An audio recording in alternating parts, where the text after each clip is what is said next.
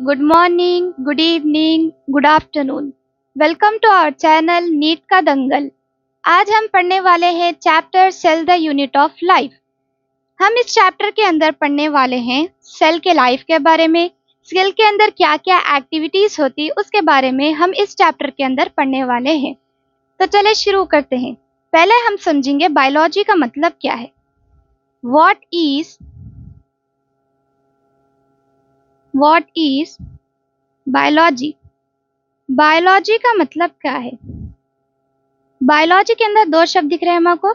एक है बायो यानी लाइफ, लॉजी यानी टू स्टडी, यानी हम बायोलॉजी के अंदर लाइफ के स्टडी करते, जैसे कि लिविंग ऑर्गेनिज्म के बारे में हम बायोलॉजी के अंदर पढ़ते, लिविंग ऑर्गेनिज्म के बारे में पढ़ते हम बायोलॉजी के अंदर, और लिविंग प्रोसेस के बारे में पढ़ते, यानी इंसानों के अंदर क्या क्या प्रोसेस होते हैं, जितने भी लिविंग ऑर्गेनिज्म हैं उनके अंदर क्या क्या प्रोसेस होते हैं उसके बारे में पढ़ते, और ओरिजिन ऑफ लाइफ यानी लाइफ कैसे बनती है उसके बारे में भी हम बायोलॉजी के अंदर ही पढ़ते। Origin of life. बायोलॉजी के अंदर टू मेजर ब्रांचेस रहते। बायोलॉजी के अंदर कितने ब्रांचेस रहते? टू मेजर ब्रांचेस पाए जाते। कौन से है वो? टू मेजर ब्रांचेस पाए जाते हैं। ब्रांचेस।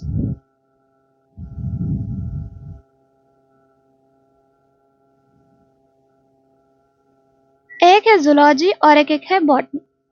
पहली ब्रांच का नाम क्या है? जूलॉजी। दूसरा है बॉटनी। ज़ूलॉजी और बॉटनी रहते हैं। ज़ूलॉजी का मतलब क्या है? ज़ूलॉजी के अंदर हम पढ़ते हैं एनिमल्स की स्टडी करते हैं, इसलिए हम इसका नाम ही जूलॉजी है। एनिमल स्टडी करते हैं हम इसके अंदर। और बॉटनी के अंदर हम प्लांट्स की स्टडी करते हैं। प्लांट्स के बारे में जो पढ़ते हैं उसको हम बॉटनी बोलते हैं, और जो एनिमल्स के बारे में पढ़ते हैं उसको हम जूलॉजी बोलते हैं। और जो फादर है जूलॉजी के वो कौन है? Aristotle. Father of zoology Aristotle. और फादर ऑफ बॉटनी कौन है? थियोफ्रास्टस है। Father of botany Theophrastus.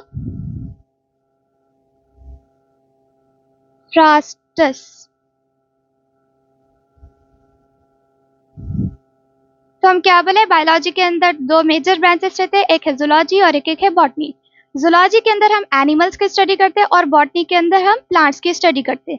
और जो फादर ऑफ जूलॉजी है वो है एरिस्टोटल, और जो फादर ऑफ बॉटनी है वो कौन है? थियोफ्रास्टस। अब हम पढ़ेंगे what is a cell. Cell क्या है? What is a cell? पहले डेफिनेशन लिखेंगे हम।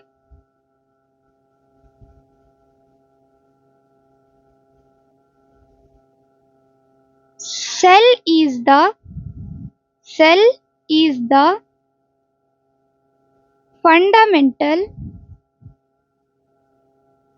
fundamental structural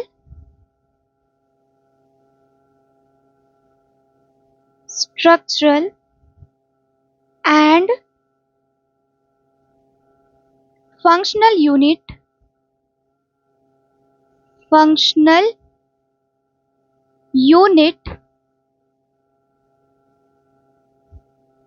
of life। यानी सेल क्या है? एक फंडामेंटल स्ट्रक्चरल है और फंक्शनल यूनिट ऑफ लाइफ है। फंडामेंटल का मतलब क्या है? यहाँ फंडामेंटल का मतलब है बेसिक। फंडामेंटल यानी बेसिक। स्ट्रक्चरल का मतलब यानी जो हमारी पूरी बॉडी है वो किससे बनी हुई है? सेल से ही बनी से है। इसका मतलब है body is our complete body is our complete body is formed by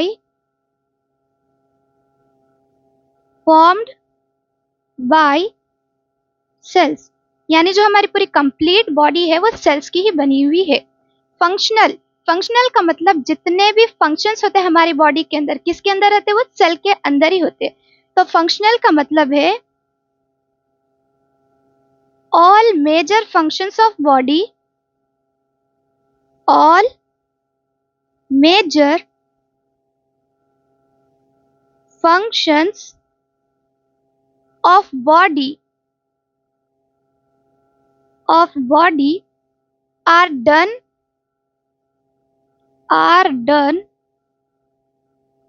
inside cell। यानी जितने भी फंक्शंस रहते हैं हमारी बॉडी के वो सेल के अंदर ही होते। और एक है यूनिट। यूनिट का मतलब क्या है? यूनिट का मतलब जैसे हम हाउस बनाने के लिए ब्रिक्स लगाते हैं वैसे ही हमारी जो पूरी बॉडी है वो सेल से बनी हुई है। Just like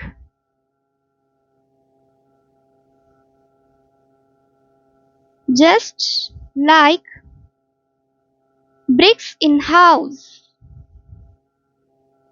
bricks in house। Life का मतलब क्या है? जितने भी लिविंग ऑर्गेनिज्म है उनके अंदर सेल पाया जाता है, उसकी वजह से ही हम उसको लिविंग ऑर्गेनिज्म बोलते हैं। तो लाइफ का मतलब ही यही है। Cell is called defining feature, cell is called defining feature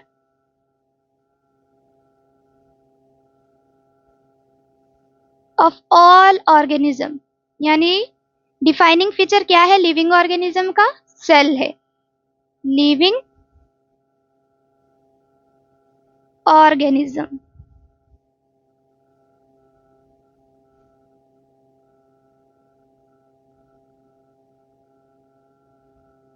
presence of cell is mandatory in all living organism. यानी जिसके अंदर सेल पाया जाता हम उसको लिविंग ऑर्गेनिज्म बोलते हैं, और जिसके अंदर सेल नहीं पाया जाता हम उसको नॉन लिविंग थिंग बोलते हैं। इसलिए प्रेजेंट रहना सेल मैंडेटरी है यानी कंपलसरी है। Presence of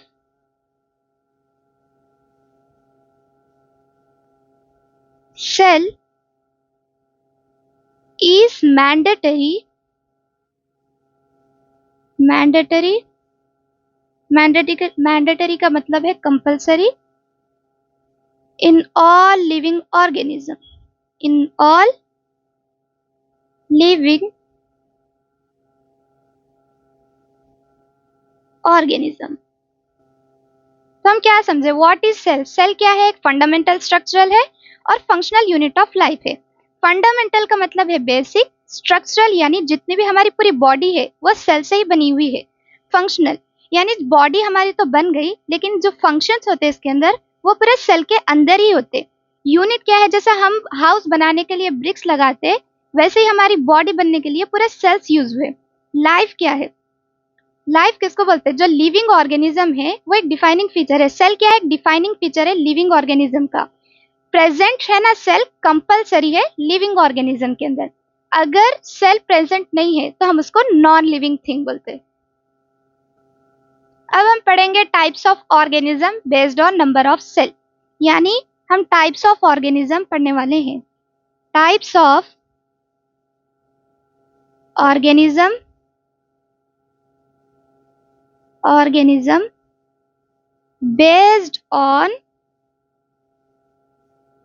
based on number of cell. यानी सेल के हिसाब से हम ऑर्गेनिज्म को डिवाइड करते हैं।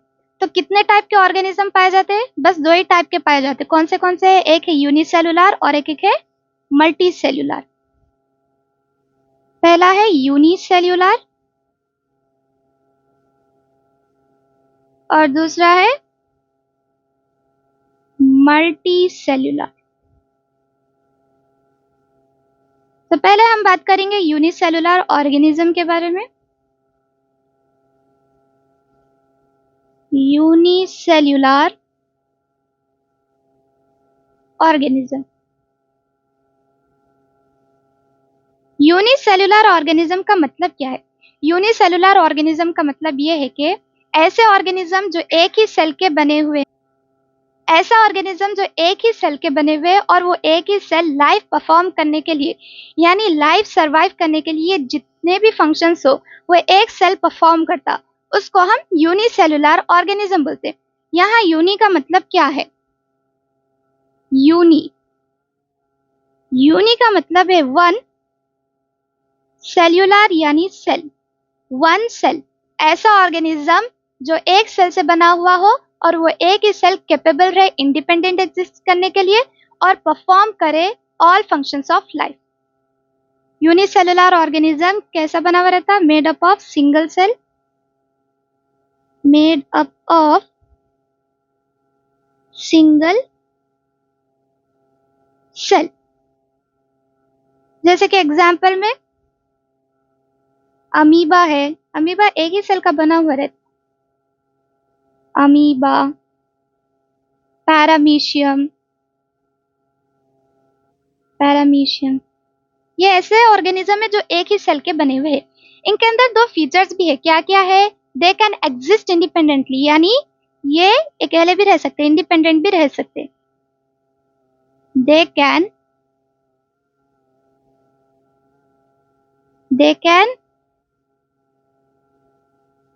Exist independently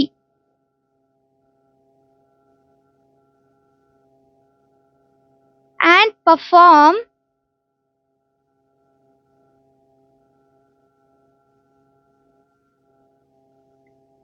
all functions of life, all functions of life। यानी यूनिसेलुलर ऑर्गेनिज्म कैपेबल रहते इंडिपेंडेंट एग्जिस्ट करने के लिए और परफॉर्म करते फंक्शंस ऑफ लाइफ, यानी लाइफ सरवाइव करने के लिए जितने भी फंक्शंस हो वो एक ही सेल पूरा परफॉर्म करता। अब दूसरा है मल्टी सेल्यूलर। दूसरा कौन सा है टाइप्स ऑफ ऑर्गेनिज्म में? Multi cellular organism. Multi cellular organism का मतलब क्या है? ऐसे ऑर्गेनिज्म जो बहुत सारे सेल्स के बने हुए हो और वो पूरे सेल्स अलग अलग काम कर रहे हो, उसको हम मल्टी सेल्यूलर ऑर्गेनिज्म बोलते हैं। जैसे कि यह मल्टी सेल्यूलर ऑर्गेनिज्म के अंदर हमको दो शब्द दिख रहे हैं। एक है मल्टी यानी मेनी, सेल्यूलर यानी सेल, मेनी सेल। ऐसा ऑर्गेनिज्म जो बहुत सारे सेल्स का बना हुआ रहता है उसको हम क्या बोलते हैं? मल्टी सेल्यूलर ऑर्गेनिज्म बोलते हैं। Made up of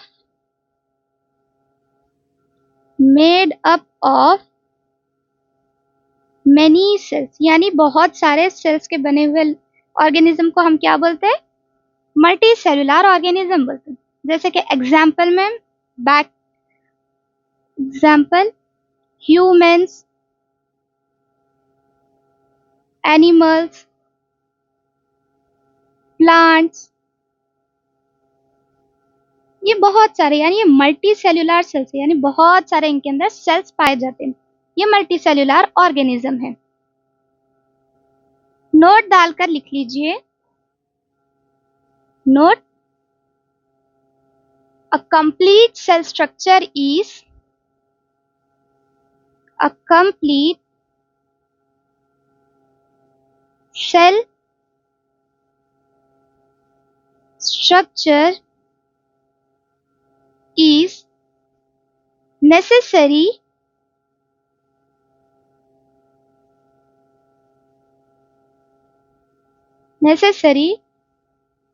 for independent living। Independent life करने के लिए कंपलसरी रहना कंप्लीट स्ट्रक्चर रहना सेल का, यानी सेल का कंप्लीट स्ट्रक्चर रहना इंडिपेंडेंट लाइफ करने के लिए। यह भी लिख लीजिए। Anything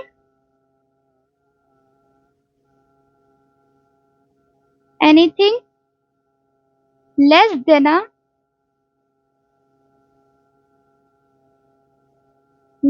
then a cell can't survive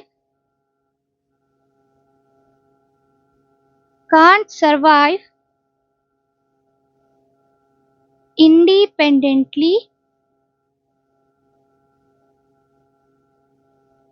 and can't be called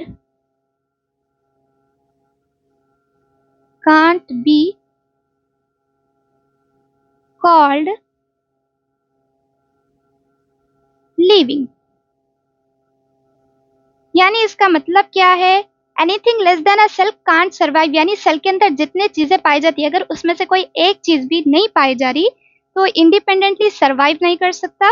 और उसको हम क्या नहीं बोल सकते, उसको हम लिविंग भी नहीं बोल सकते, यानी वो लाइफ सेल है बोलकर भी नहीं बोल सकते। जैसे कि एग्जाम्पल में है वायरस। वायरस एक नॉट लिविंग है, यानी वो लिविंग नहीं है। Example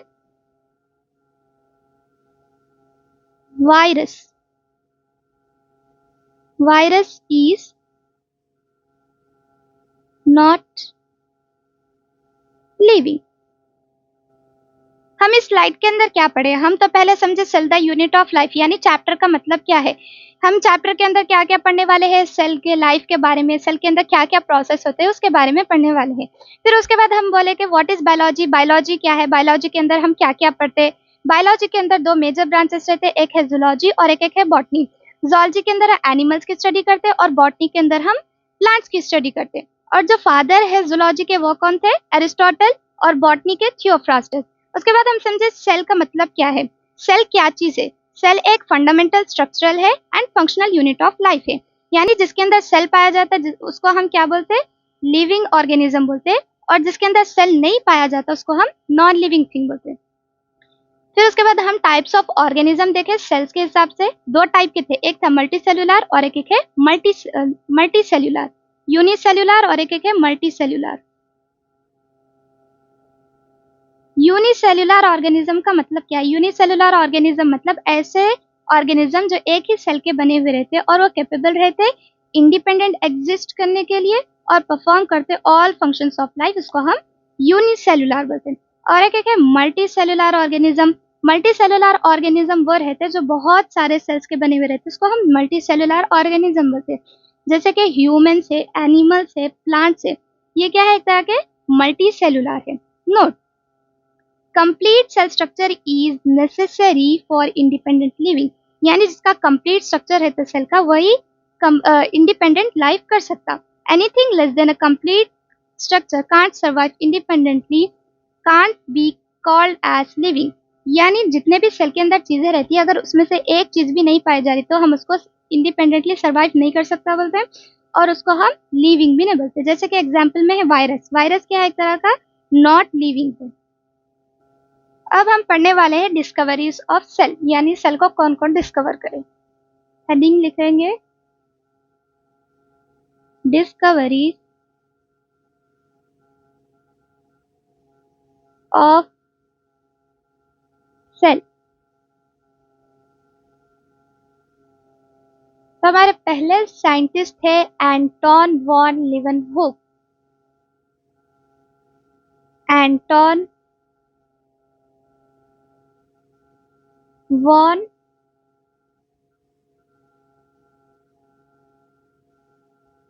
लीवनहुक।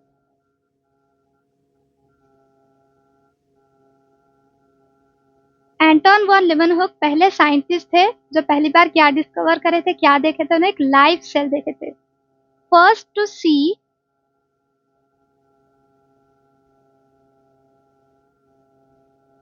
First to see and describe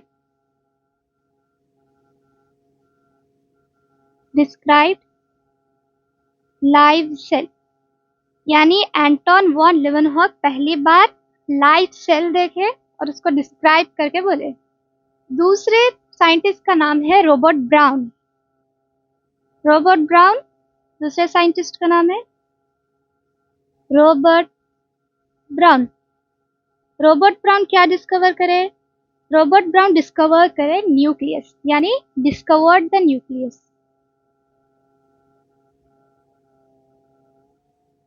discovered the nucleus. यानी एंटोन वॉन लेवनहॉक पहली बार डिस्क्राइब करे लाइफ सेल और रॉबर्ट ब्राउन डिस्कवर्ड करे nucleus.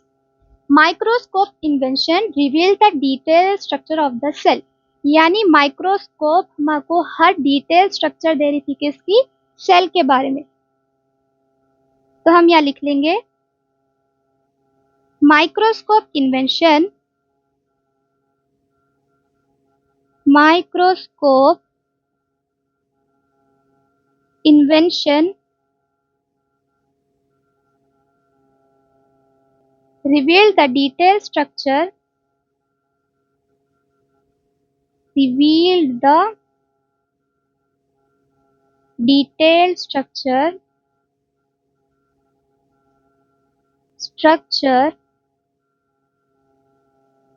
of the cell, of the cell। Electron microscope की इन्वेंशन की वजह से हम हर डिटेल स्ट्रक्चर देख रहे थे किसका, सेल का। यानी इलेक्ट्रॉन माइक्रोस्कोप के अंदर एडवांसमेंट आती गई जिसकी वजह से हम हर डिटेल स्ट्रक्चर जान पा रहे थे, स्ट्रक्चर ऑफ द सेल। अब हम पढ़ेंगे cell theory. Cell theory, cell theory के अंदर पहले है scientist Schleiden.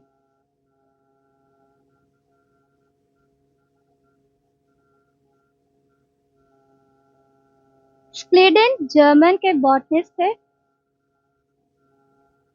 German botanist.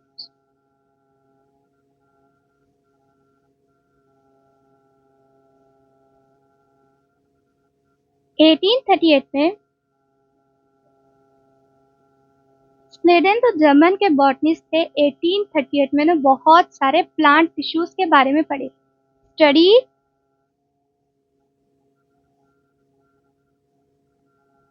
About many plant tissues।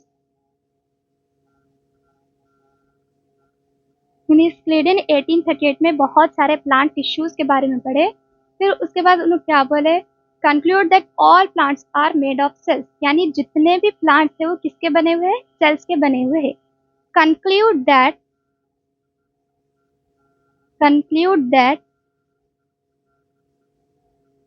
all plants are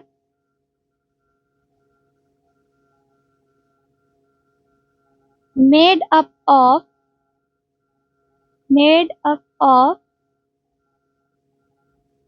cells, यानी जितने भी प्लांट्स हैं वो किसके बने हुए हैं, सेल्स के बने हुए हैं। अब उसके बाद दूसरे साइंटिस्ट थे जिसका नाम क्या है, Schwann, Theodore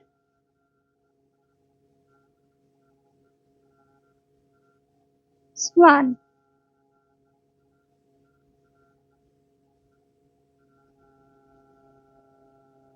Theodore Schwann German के जूलॉजिस्ट थे, जर्मन जूलॉजिस्ट।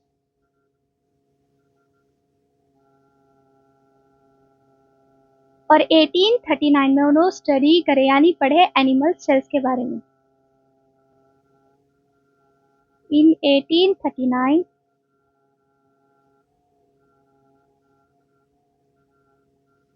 स्टडी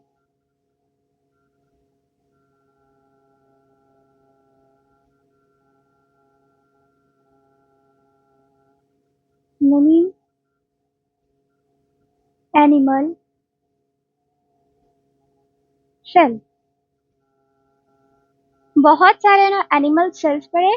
फिर उसके बाद उन्होंने बोले कि प्लाज्मा मेम्ब्रेन एक थिन आउटर लेयर पाई जाती है सेल्स के अंदर, यानी reported that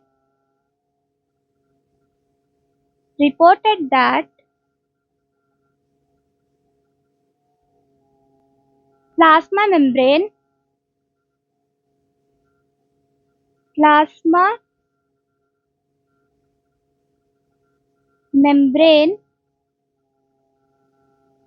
as a thin outer layer, as a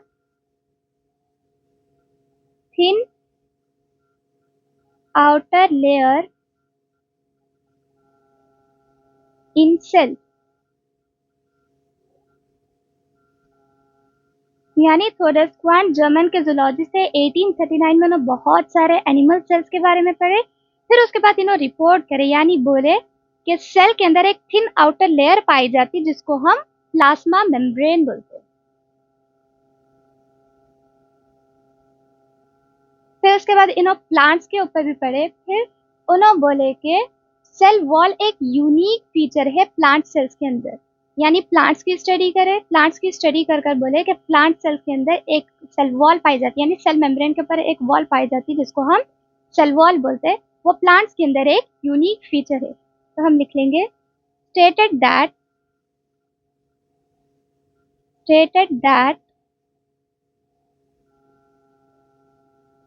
the cell wall is the cell wall is the unique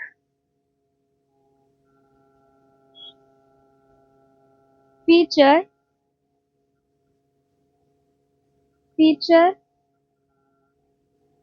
of plant cell. यानी प्लांट के सेल्स के अंदर उन्होंने एक ऐसी चीज देखे जो यूनिक फीचर है प्लांट्स के अंदर, वो कौन सी चीज थी? सेल वॉल थी। फिर थियोडोरस क्वान हाइपोथेसिस दिया। हाइपोथेसिस क्या दिया उन्होंने? हाइपोथेसिस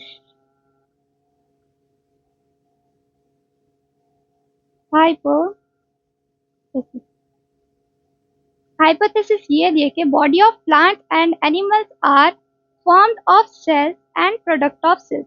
यानी कि जो प्लांट्स और एनिमल्स की बॉडी रहती वो सेल्स और प्रोडक्ट ऑफ सेल्स की बनी हुई रहती। Body of plants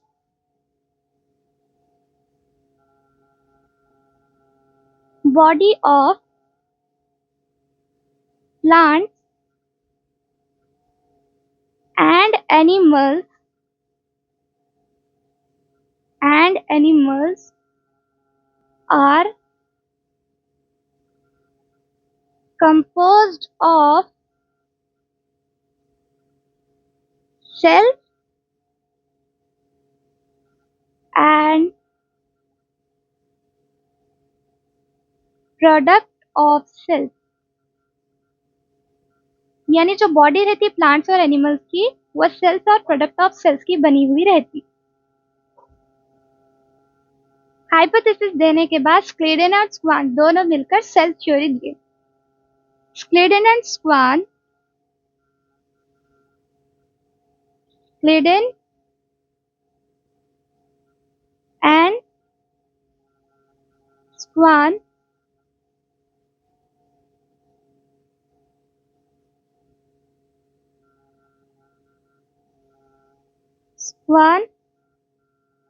together formulated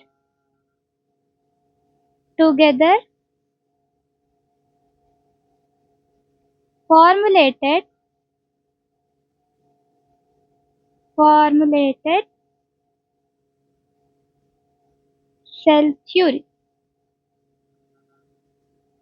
यानी स्क्लेडन और स्क्वान दोनों मिलकर सेल थ्योरी को फॉर्मुलेट करे। क्या बोले उन लोग? पहला point, all organism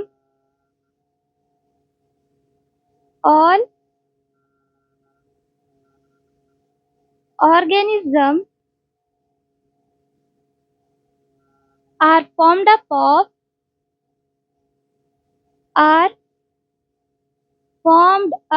of cell and product of cells। यानी स्क्लेडन और स्क्वान दो साइंटिस्ट मिलकर फॉर्मुलेट करे सेल थ्योरी, और वो सेल थ्योरी में क्या बोले? जितने भी ऑर्गेनिज्म है वो सेल्स और प्रोडक्ट ऑफ सेल्स के बने हुए हैं।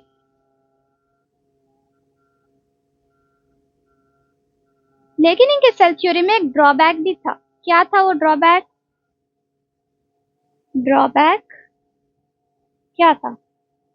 ड्रॉबैक ये था कि उन लोग ये नहीं बोले कैसे नए सेल्स बनते, यानी अब एक सेल है उससे और नए सेल्स कैसे बनते, ये इन लोग नहीं समझा सके। दे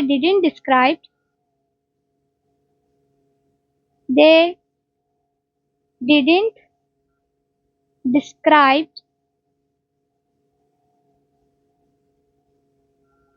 the origin of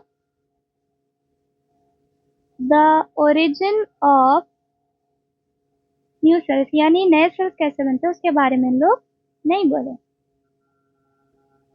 हमारे पास तीसरे साइंटिस्ट है जिसका नाम क्या था? रुडोल्फ विर्को। रुडोल्फ विर्को रुडोल्फ विर्को 1855 में एक स्टेटमेंट दी। क्या था उनका statement? Omnis cellula e सेल्यूला। Omnis cellula e सेल्यूला। Omnis cellula e cellula का मतलब क्या है? यानी जितने भी नए सेल्स बनते वो प्री एग्जिस्टिंग सेल्स से बनते। जो पुराना सेल्स रहता वही दो टुकड़ों में टूट जाता है, यानी 2 डॉटर सेल्स बनाया था, वैसे ही आगे जाकर नए सेल्स बनते रहते, यानी कि new cells arise from pre existing cells. Omnis cellula e cellula का मतलब क्या है? New cells arise from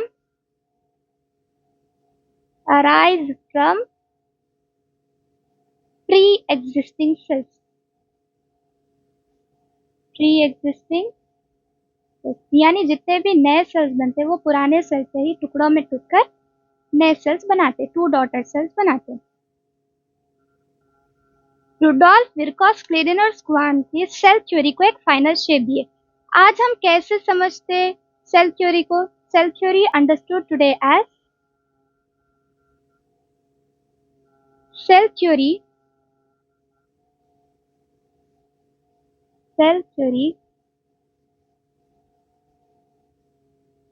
as understood today is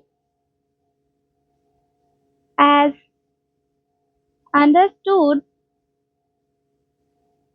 today is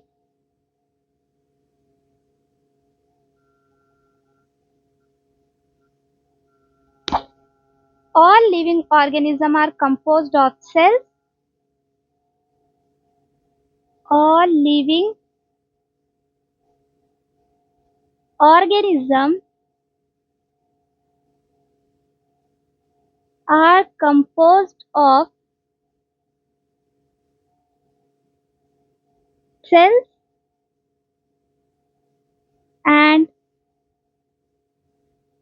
product of cells। दूसरा पॉइंट है all cells arise from pre existing cells, यानी जितने भी नए सेल्स बनते वो प्री एग्जिस्टिंग सेल्स से ही बनते। All cells arise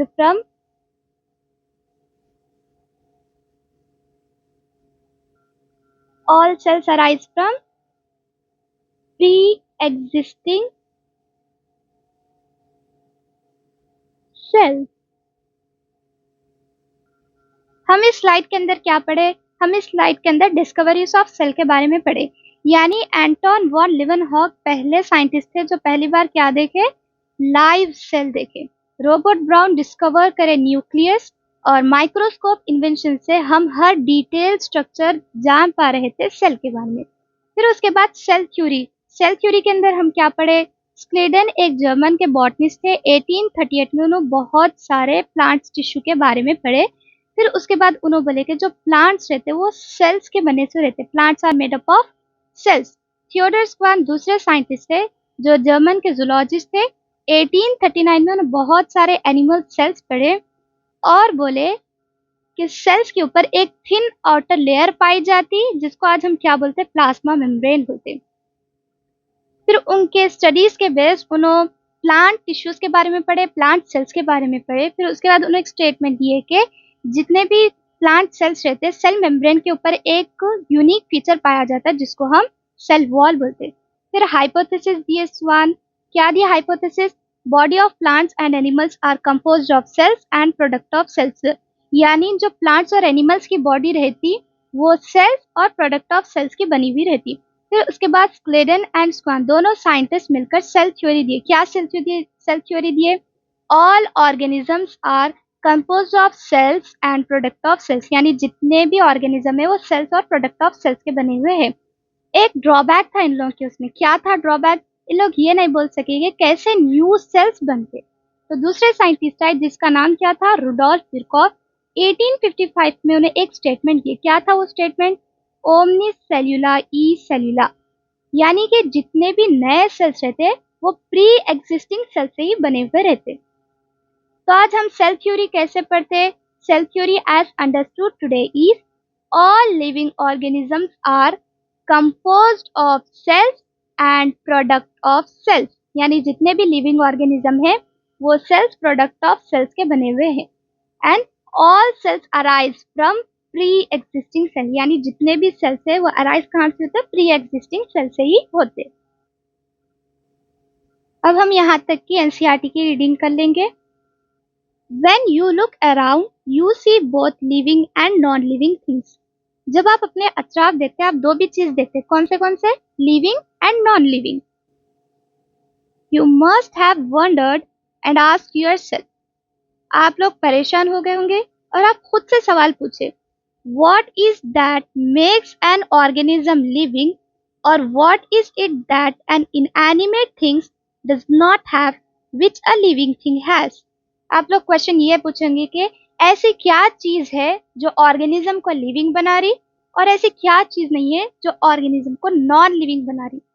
the answer to this is the presence of cell, the basic unit of life in all living organism. इसका आंसर ये है कि presence of the basic unit of life, cell. जितने भी living organism है उनके अंदर cell पाया जाता है, इसलिए हम उसको लिविंग बोलते। All organism are composed of cells, जितने भी ऑर्गेनिज्म है वो सेल के ही बने हुए। Some are composed of single cell and are called unicellular organism. थोड़े ऑर्गेनिज्म ऐसे हैं जो एक ही सेल के बने हुए हैं, उसको हम क्या बोलते हैं? Unicellular organism. while others like us composed of many cells are called multicellular organism। जैसे कि हम हैं, हम बहुत सारे सेल्स के बने हुए हैं, इसलिए हम क्या है? मल्टीसेल्युलर ऑर्गेनिज्म है। अब हम पढ़ेंगे what is a cell. Cell क्या है?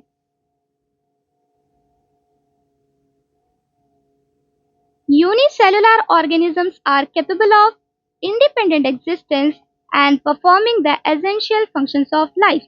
यूनिसेलुलर ऑर्गेनिज्म जिसके अंदर एक सेल पाया जाता वो इंडिपेंडेंट एग्जिस्ट कर सकते हैं और परफॉर्म करते हैं एसेंशियल फंक्शंस ऑफ लाइफ, यानी लाइफ सर्वाइव करने के लिए जितने भी काम हो वो एक ही सेल करता। Anything less than a complete structure of a cell does not ensure independent living.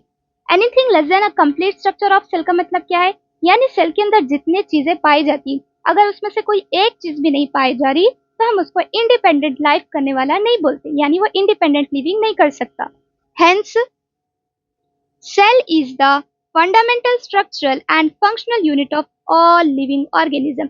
Cell क्या है? एक फंडामेंटल स्ट्रक्चरल है एंड फंक्शनल यूनिट है ऑल लिविंग ऑर्गेनिज्म का। Anton von Leeuwenhoek first saw and describe a live cell.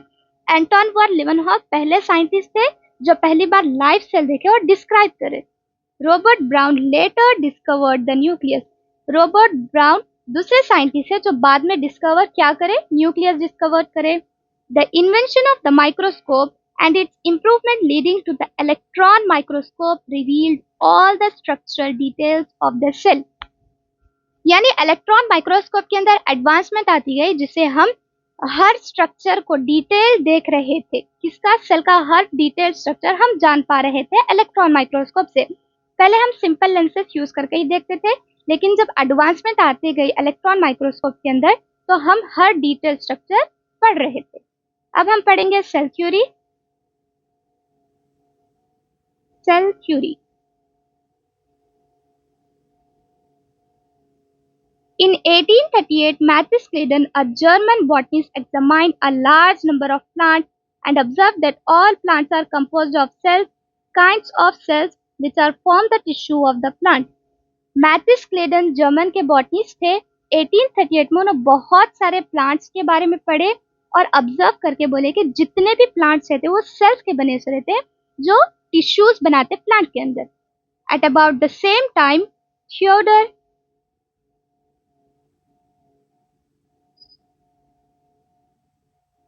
Theodor Schwann, 1839, a German zoologist, studied the different types of animal cells and reported that cells had a thin outer layer which is today known as plasma membrane. वही time पर Theodore Schwann German के zoologist थे। 1839 में बहुत सारे animal cells के बारे में पढ़े और बोले कि सेल के ऊपर एक थिन आउटर लेयर पाई जाती है जिसको आज हम क्या बोलते हैं, plasma membrane. He also concluded, based on his studies on plant tissue, that the presence of cell wall is a unique character of the plant cell. उनके स्टडीज के बेस उन्होंने किसके बारे में भी पढ़े, प्लांट टिश्यूज के बारे में पढ़े और बोले कि एक यूनिक कैरेक्टर पाया जाता है, एक यूनिक फीचर पाया जाता है प्लांट सेल के अंदर, वो है cell wall. On the basis of this, Schwann proposed the hypothesis that the bodies of animals and plants are composed of cells and product of cells. फिर उसका थियोडर स्क्वान हाइपोथेसिस दी। Hypothesis क्या दी उन्होंने, ये बोले कि जितने भी बॉडीज रहते एनिमल्स और प्लांट्स के वो cells and product of cells के बने हुए रहते। Schleiden and Schwann together formulated the cell theory. फिर उसके बाद स्क्लेडन एंड स्क्वान दो साइंटिस्ट मिलकर फॉर्मुलेट करे cell theory. This theory however did not explain as to how new cells were formed. ये इन लोगों की एक ड्रॉबैक ये था कि इन लोग ये नहीं एक्सप्लेन कर सके कैसे नए सेल्स बनते। Rudolf Virchow, 1855, first explained that cells divide and new cells are formed from pre-existing cell. Omnicellular e cellular. यानी कि रुडोल्फ विर्को 1855 में पहली बार एक्सप्लेन करे सेल डिवाइड होते और नए सेल्स बनते प्री एग्जिस्टिंग सेल से, यानी omnis cellula e cellula. New cells arise from pre existing cell. जितने भी नए सेल्स रहते वो पुराने सेल से ही डिवाइड कर बने हुए रहते। He modified the hypothesis of Scladen and Schwann to give the cell theory a final shape. ये स्क्लेडन और स्क्वान के हाइपोथेसिस को मॉडिफाइड कर सेल थ्योरी को एक फाइनल शेप दिए। Cell theory as understood today is, आज हम सेल थ्योरी को कैसा पढ़ते हैं, all living organisms are composed of cells and product of cells. जितने भी लिविंग ऑर्गेनिज्म है वो cells and product of cells के बने हुए हैं। All cells arise from pre existing cells, यानी जितने भी सेल्स है वो प्री एग्जिस्टिंग सेल से बने हुए रहते हैं, यानी कि जो पुराना सेल रहता वो ही दो टुकड़ों में टूट जाता, दो टॉर्टर सेल्स बनते और वो जाकर आकर बनाते रहते आगे भी। तो हम यहाँ तक की एनसीईआरटी की रीडिंग कर लिए हैं, अब हम आगे का पढ़ेंगे। यहाँ तक जो हम टॉपिक पढ़े अब हम इसके क्वेश्चन प्रैक्टिस करेंगे। तो पहला क्वेश्चन है, first question, plant cells differ from animal cells. Plant cells differ from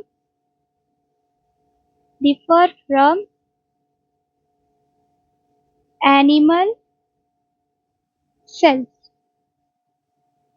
in the option A, presence of centriole, presence of centriole, option B, presence of cell wall and chloroplast, presence of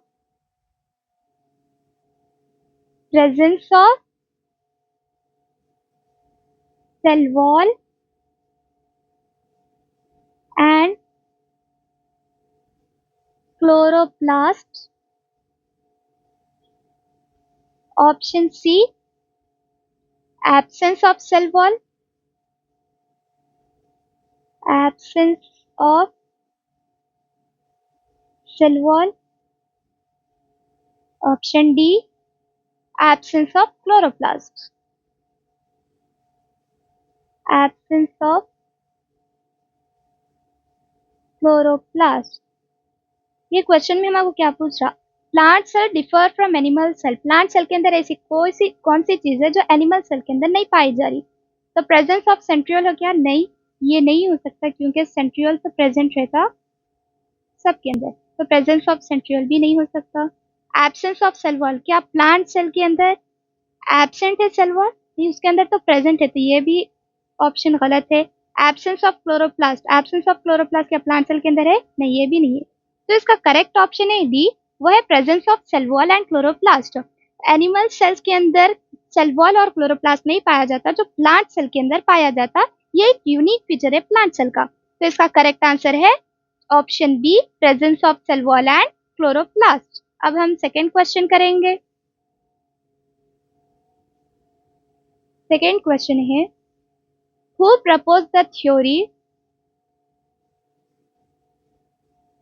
who proposed the theory that the theory that states all cells arise from all cells arise from the pre-existing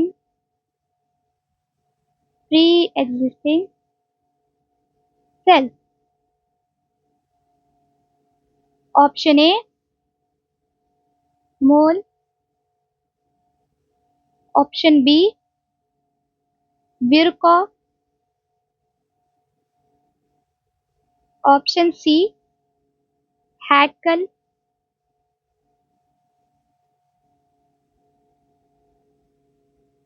Option D, Robert Brown. Robert Brown। हमारे को question में क्या पूछ रहा है? हमारे को question में ये पूछ रहा है कि कौन सा ऐसे साइंटिस्ट थे जो प्रपोज करे, यानी थ्योरी दिए, that states all cells arise from pre existing cell, यानी जितने भी सेल्स है वो पुराने सेल से ही नए सेल्स बनाते। कौन से साइंटिस्ट थे जो हमारे को ये बोले? मोल थे क्या? नहीं, मोल तो हम पढ़े ही नहीं अब तक, जितना भी पढ़े उसमें हम मोल का कहीं साइंटिस्ट का नाम सुने, तो ये तो नहीं हो सकता। दूसरा है हैकल। हैकल के बारे में भी हम एनसीईआरटी में अब तक नहीं पढ़े, जो हम समझा उसमें भी नहीं पढ़े, तो ये भी नहीं हो सकता। रॉबर्ट ब्राउन, रॉबर्ट ब्राउन बोले क्या all cells arise from pre existing cells? नहीं, रॉबर्ट ब्राउन तो न्यूक्लियस डिस्कवर करे, तो इन्हों भी नहीं हो सकते। तो करेक्ट ऑप्शन है B, Virchow. Rudolf Virchow scientist थे जो स्टेटमेंट दिए थे ओमनी सेलुला ई सेलुला, यानी कि all cells arise from the pre existing cells. अब हम थर्ड क्वेश्चन करेंगे।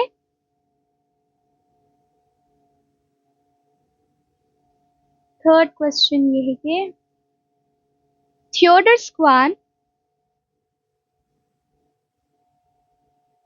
Theodore Schwann reported that reported that cells had a thin outer layer, cells had a thin outer layer which is today known as the, which is today known as the, option A, tonoplast, option B, plasma membrane,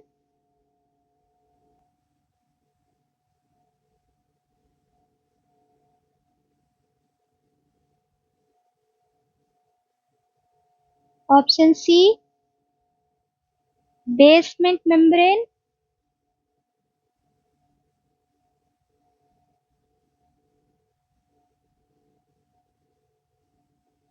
option D, biological membrane,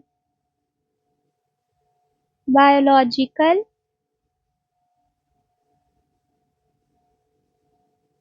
membrane। Question में हम आपको क्या पूछ रहे?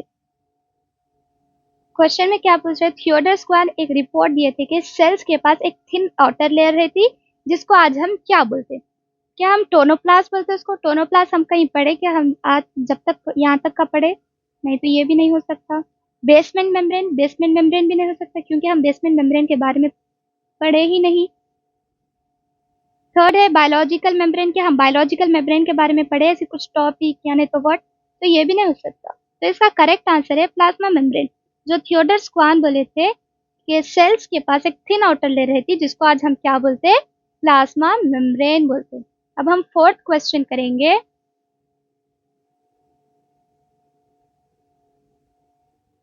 Fourth question, cell theory states that cell theory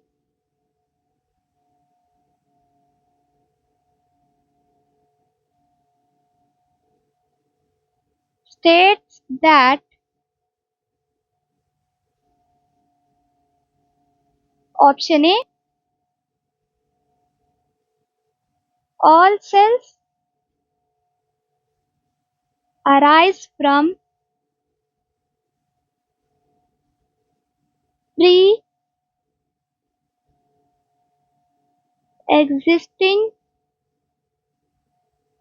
cells, option B,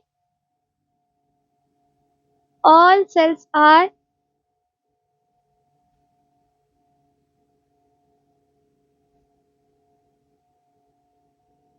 second option है all cells are living, all cells are living, option C है all living organisms are, all living organisms are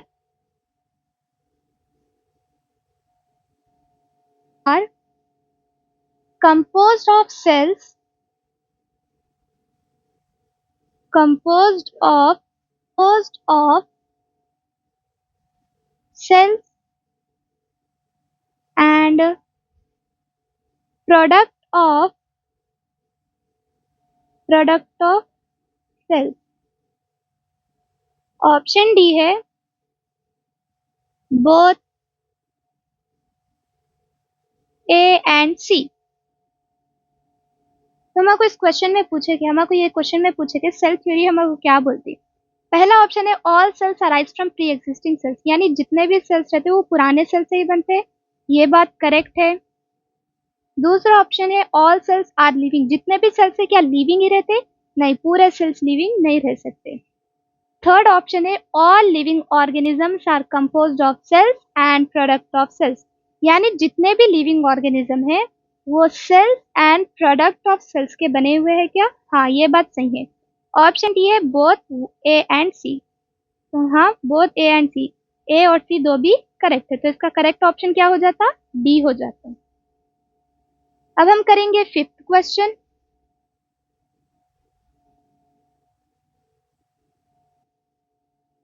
The most likely method, the most likely method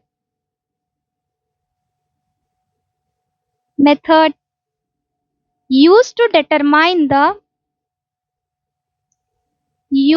to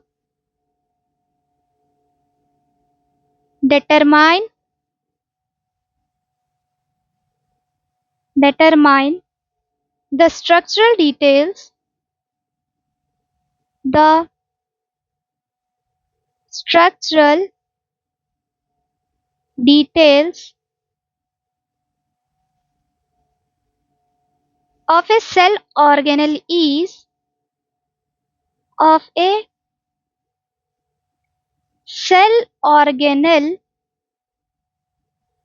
is, option A autoradiography, autoradiography, option B micro dissection, micro dissection,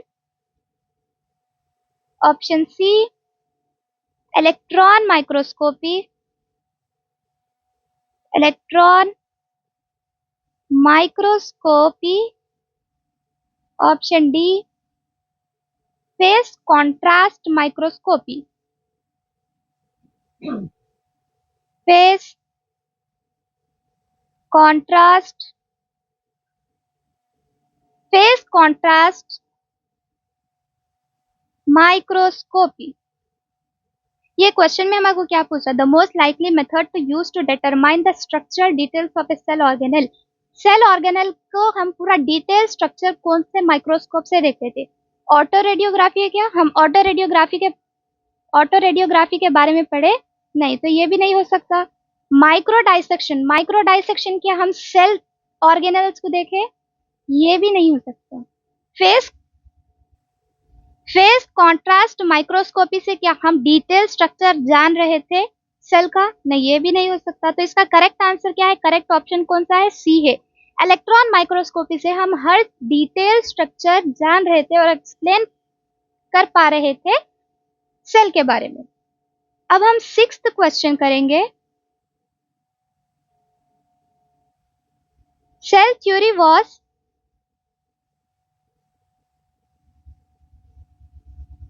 was formulated by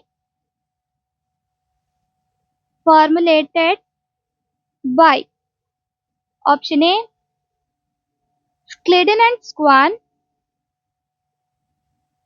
Schleiden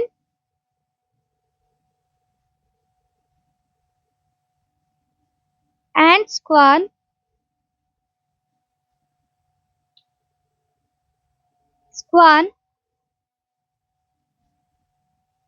option B Robert Hooke,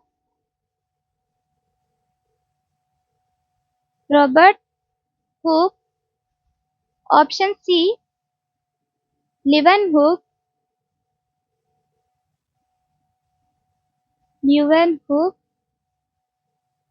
option D Marcello Malpighi,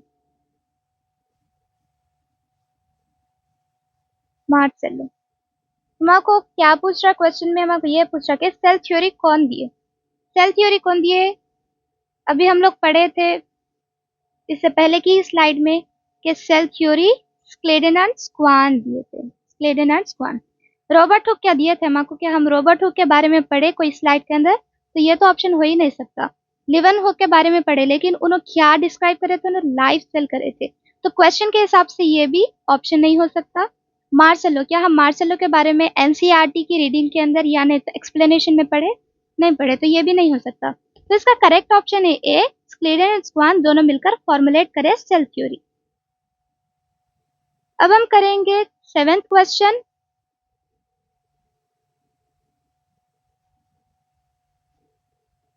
Who proposed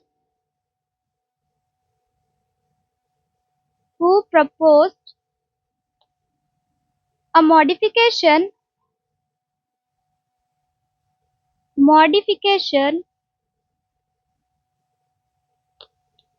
in the cell theory?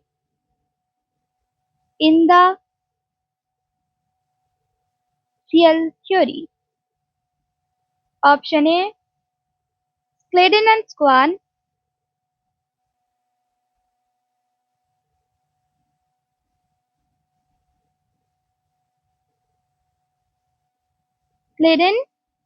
and Swan, option B Rudolf Virchow,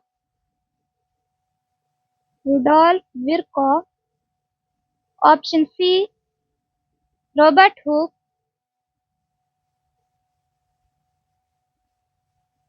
option D Marcello।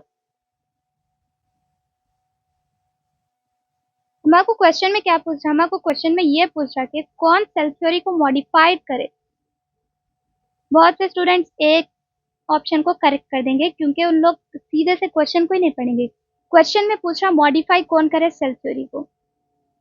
तो हम पहले options को पढ़ लेंगे। Schleiden and Schwann क्या modify करे थे cell theory को? नहीं, इन्होंने नहीं करे थे। रोबर्ट हुक के बारे में क्या हम पढ़े? तो ये तो ऑप्शन हो ही नहीं सकता।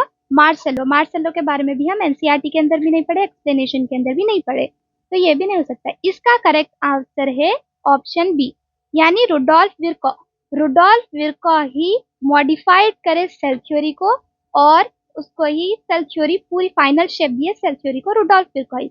स्क्लेडन और स्क्वान सेल थ्योरी दिए, लेकिन जो फाइनल शेप दिए वो तो रुडोल्फ विरको दिए। तो ये ऑप्शंस में कंफ्यूज करने के लिए ऐसे दिया जा सकता है, और ए ही ऑप्शन आप लोगों को स्क्लेडन एंड स्क्वान दिया सो है, तो बहुत से स्टूडेंट ए को ही मार्क कर देंगे। तो इसका आंसर तो करेक्ट है ऑप्शन बी।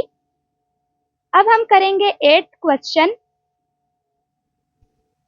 एट्थ क्वेश्चन है असर्शन रीजन का। तो असर्शन है assertion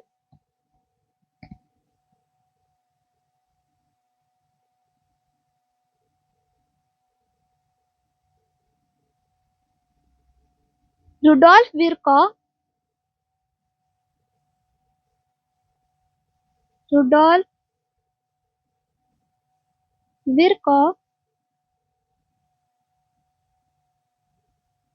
modified the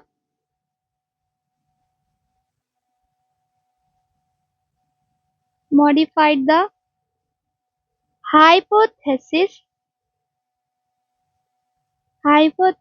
of cell theory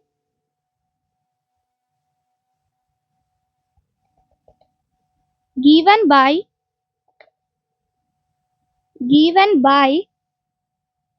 Scleden and Swan.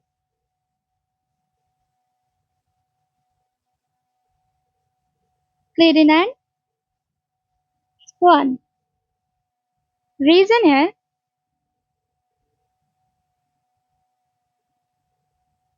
Reason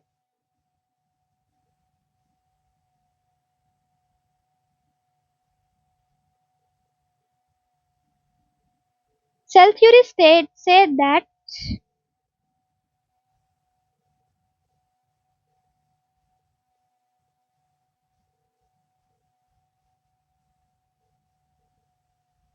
all cells arise from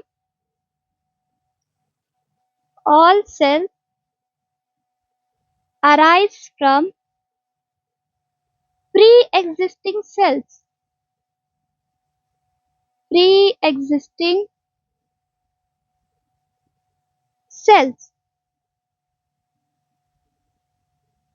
Option A.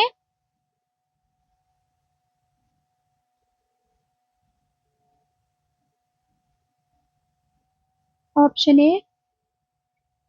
Both assertion and reason are true.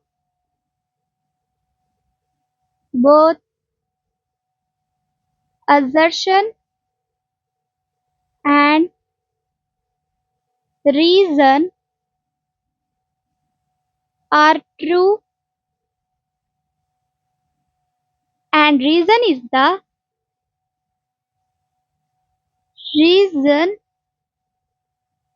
the correct explanation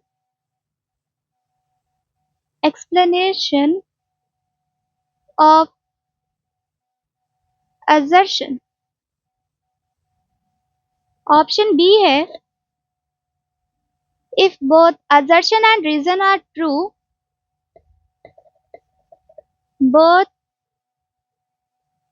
assertion and reason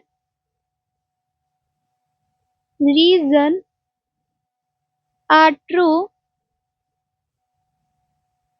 but reason is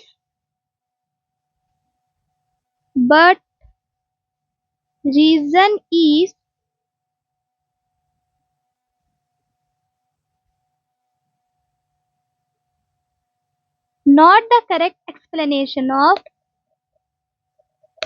not the correct explanation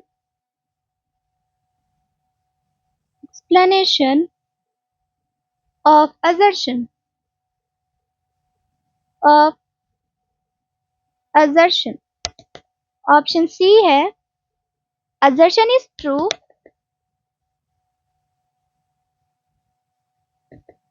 assertion is true but reason is false, but reason is false. Option D, assertion is false, assertion is false but reason is true. Assertion है Rudolf Virchow modified the hypothesis of cell theory given by Sladen and Swan. Rudolf Virchow modify करे hypothesis Sladen and Swan का assertion सही है. Reason, cell theory says that all cells arise from pre-existing cells. Cell theory हमको क्या बोलती है, जितने भी cells है वो pre-existing cells से बने हुए हैं. तो हमको assertion reason का question है.